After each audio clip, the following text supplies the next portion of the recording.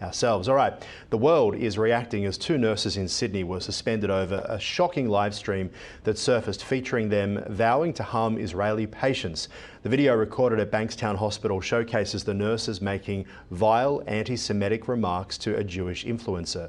Authorities now investigating, New South Wales Police confirming that they've launched Strike Force Pearl to address anti-Semitic attacks is part of that video. Why do you think? Why do you think I'm gonna get killed? It's Palestine's country, not Hello, your country. You piece how are of you? shit. What's your name? One day, your time will come and you will die the most.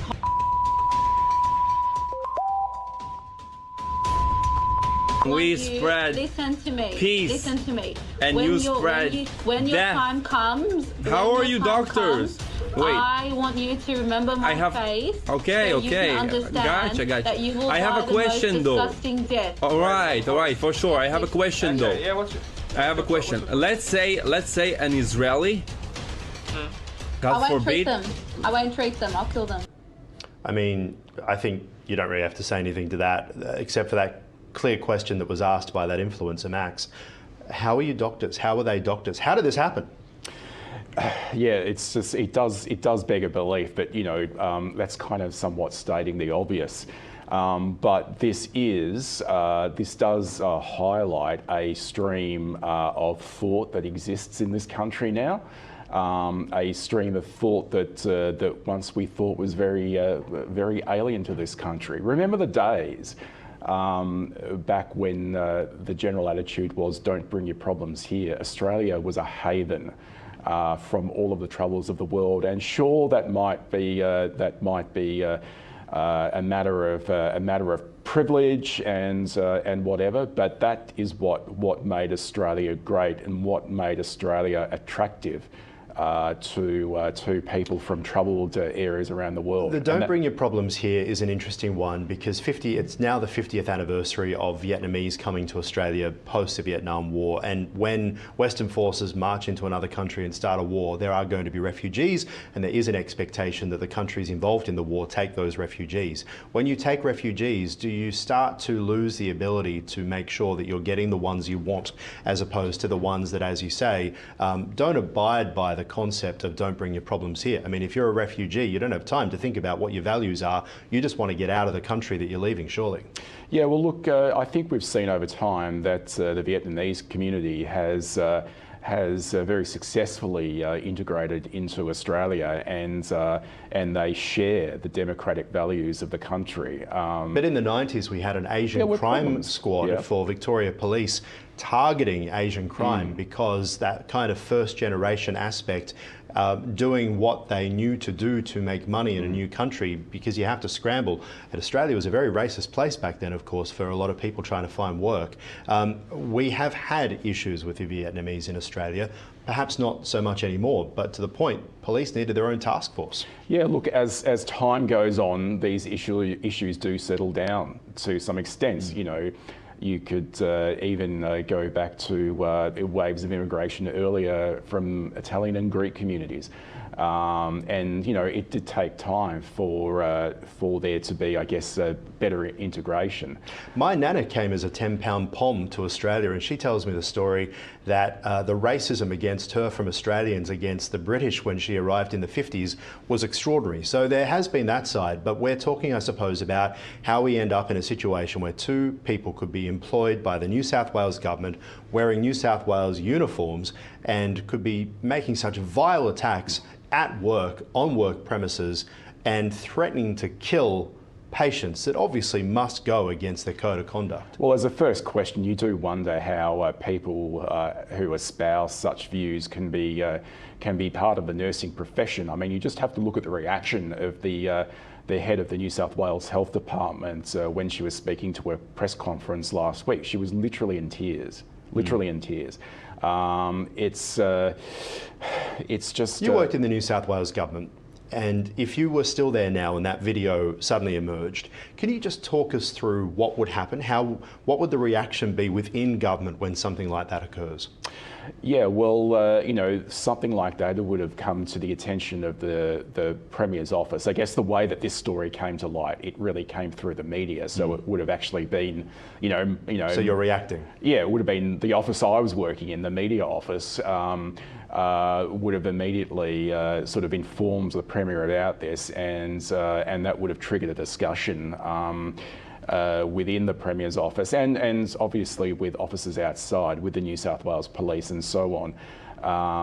But I am surprised that there aren't charges yet. So obviously we've had this kind of hilarious Keystone Cops aspect of the detectives who have asked for the full video, have gone to the influencer and DM'd him, but haven't sent him the full email address, just police.newsouthwales.gov.au, not the first part with the @ meaning that there was a bit of a delay. But I've watched the full video, you have as well. What do you make of the full video? Well, look, you know, it does. The two nurses seem to get talked into saying some very silly things. You know, what were they doing on this platform? Presumably, well, obviously at the hospital, I don't know. That was the first mistake. And sure, like some people have tried to argue that. You know, the nurses were goaded into saying this, and you know, you can say that, but you know. But what did he say to goad them, other than I was in the IDF, which every young man has to be in? Well, yeah, that's right. But I guess I reject the idea that they were somehow tricked into saying these things, because yes, a viewing of the video doesn't really show anything else. You know, the first line of defence of some people that we saw happen last week was, oh, this video's, you know, it's just, you know, it's out of context, blah, blah, blah. And well, you know, seriously, what's the context? But even when you do see the context, there's really not a lot to suggest that that this guy's been putting words into their mouth. I was shocked how many people contacted me saying that they thought the video was fake, and they thought that the whole thing had been staged as a way to rile up the right wing of Australia and to have an anti-immigration stance. It's really clear that this was not fake, and I wonder whether we will see charges. I mean, we've heard the New South Wales Police Commissioner, Commissioner Webb, say that this does fall into what she believes to be a hate crime. Yeah, look, this is where we are today, is that, you know, things like this come to light, and depending on whether you're on this side or the other side, you will immediately put forward views, you know, trying to undermine or support the case, you know, despite not having any evidence. That's just where we are, and this has been a great example of it. As for the question of police charges, why is it taking so long? Well, I think the police would be probably consulting with the Director of Public Prosecutions, potentially, because, you know, actually, has a crime been committed when this is a private, you know, was a private conversation on a social media platform? The awkward truth may be that no crime has been committed here. When it comes to two men, I think about the number of cases I've covered as a journalist, two adult men on Snapchat getting caught talking about young boys. Someone gets a charge. Yes, well, that's... No crime has been committed in terms of a physical crime, but talking about doing something. What's the difference? I understand that there is, in principle, an inconsistency there, but there, with regards to the law as it stands, to discuss something like in that Snapchat case, it does actually trigger a criminal charge, whereas the discussion that was held by the nurses does not. So it enters thought crime territory, doesn't it? It enters that kind of territory of, do we charge people for having a conversation about something?